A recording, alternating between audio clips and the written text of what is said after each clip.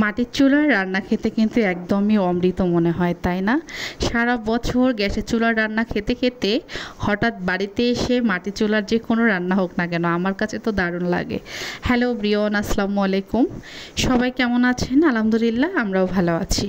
তো এটা কিন্তু আমার ঈদের পরের ব্লগ, ঈদের 3-4 দিন পরের ভিডিও আর কি। আমি অনেক লেট করে আপলোড দিচ্ছি, কারণ বিভিন্ন কাজে বিভিন্ন কারণে আমি ব্যস্ত ছিলাম, দিতে পারিনি। তো ভাবলাম সবার সঙ্গে একটু শেয়ার করি সুন্দর সুন্দর কিছু মুহূর্ত। তো আমার বাড়িতে আসার পরে দেখি এক কলার গাছ ভেঙে আছে। কলার গাছের নিচে কিছু কলা, মানে কলাগুলোর নিচে কিছুটা কলা পেকে গেছে, কিছুটা কাঁচাই আছে। আমার দুলাভাই কেটে কেটে সবাইকে ভাগ করে দিচ্ছিল যে যত দর্শক আমরা পাকা হলে আর ভাগে পাবো না, কাঁচাই সবাই ভাগ করে নাও, পাকলে পাকলে সবাই খেয়ে নেবে, এটা বলতেছিল। আর সবাই হাসাহাসি করতেছিল।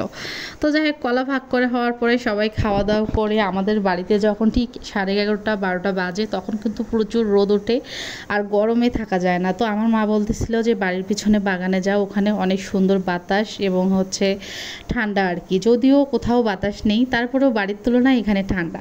তো এই কথা শুনে আমার ভাস্তিরা একদমই মানে আসছে বাগানে, এসে দেখি যে ওরা একদম সুন্দর করে ঝাড় দিয়ে পরিষ্কার করে আবার একটা পাটি বিছাইতে, সেখানে আসি আমরা সবাই বসে গেলাম। এদিকে আমার মামাতো বোনও আসলো। তো বসে গাছের টাটকা পাকা কাঁঠাল সঙ্গে হচ্ছে কাঁচা আম মাখা খেয়ে সবাই বাড়িতে আসলাম। এখানে দুপুরে লাঞ্চের জন্য আমার ভাবি রান্না করতেছে গরুর মাংস, মুরগির রোস্ট, সবজি, ডাল, পোলাও, আরও অনেক কিছু রান্না করতেছে। যেহেতু জামাইরা এসেছে অনেক বছর, বলতে অনেক বছর না, 1 বছর পরে, তাহলে তো একটু স্পেশাল আয়োজন থাকবেই। জামাই মানেই কিন্তু ভালো মন্দ রান্না করা। এই যে জামাইরা যখন শ্বশুরবাড়িতে যায়, শ্বশুর শাশুড়িরা কতই না আদর সম্মান করে, কিন্তু মেয়েদের কি এমন হয়? মেয়েদের মানে ছেলের বউরা যা উপলক্ষে শ্বশুরবাড়িতে কিন্তু এত আয়োজন হয় না।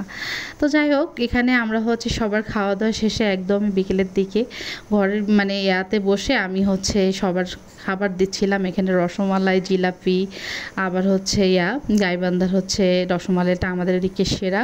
তো অনেকদিন পরে গুড়ের জিলাপি খেতে মাশাআল্লাহ দারুণ লাগতেছিল। যাই হোক, খাওয়া দাওয়া শেষে আমরা সবাই রেডি হয়ে আমার ছোটো বোনের বাড়িতে যাচ্ছি। আমার ছোটো বোনের বাড়িতে যাচ্ছি দুধ কাঁঠাল নিয়ে। শুধু দুধ কাঁঠাল না, সঙ্গে যত রকম ফল আছে এই সিজনে সব ফল, মুড়ি সব কিছু নিয়ে যাচ্ছি। এক কথায় আমরা সব কিছু নিয়ে গিয়েছি, তাদের শুধু পানি, চাল আর মশলাগুলো বোধহয় লেগেছে, তাছাড়া আমরা সব কিছু নিয়ে গিয়েছি। তো আমার আব্বা বলতেছে তোমরা যেহেতু ঢাকায় চলে যাবে, তোমরা গেলে তো আর যাওয়ার কেউ নেই। আমার ভাই বাহিরে থাকে একটাই, আমরা হচ্ছে সবাই বাইরে থাকি, বাড়িতে তো ওইভাবে কেউ থাকে না। তো এই জন্য বলতেছে তোমরা গেলে যাবে আর কে, তোমরা থাকাতেই সব কিছু দিই। তো এখানে এই যে মণিকৃষ্ণ সেন কলেজের সামনে একটা লোক, দুইজন আর কি তর্ক লেগে দিয়েছে। আমি জানি না এই পাশের ছেলে করে লোকটা পাগল কিনা। তো উনি বলতেছে আমি যদি জমিদারের ছেলে হতাম খুব ভালো হতো, সব রাজস্ব ভোগ করতে পারতাম, কতই না জীবন সুন্দর হতো। তো এইগুলো দেখে আমি ভিডিও করতেছিলাম যে ইনার মাথার সমস্যা কিনা সত্যি জানি না। ইনি মাঝে মাঝে হাসতেছিল, মাঝে মাঝে রেগে যাচ্ছিল। তো যাই হোক, অনেক দিন পরে অটোতে করে ঘুরতে যেতে কিন্তু ভীষণ ভালো লাগতেছিল। আমরা চাইলে কিন্তু অন্য কিছু নিয়ে যেতে পারতাম। আর এই রাস্তাতে শুধু অটো রিক্সা এগুলোই চলে, যার প্রাইভেট কার যারা ভাড়া করে বা মাইক্রো, সেগুলো ছাড়া অন্য কিছু চলে না। তো আমার ভাই বলতেছিল আচ্ছা অটো করেই যাব, অটো করে ঘোরাও হয় না, চলো সবাই ঘুরে আসি। তো এই যে চত্রাহাতে এসে আমরা চত্রাহাট এসে মিষ্টি নিয়ে সবাই এখন ধীরে সস্তে রেস্ট নিয়ে চলে যাব। তো কেমন লাগলো আমার ছোট্ট ব্লগটি সবাই কমেন্ট করে জানাবেন। আর আমার ছোটো বোনের বাড়ি অন্য ভিডিওতে দেখাবো। সবাই ভালো থাকেন, আল্লাহ হাফেজ।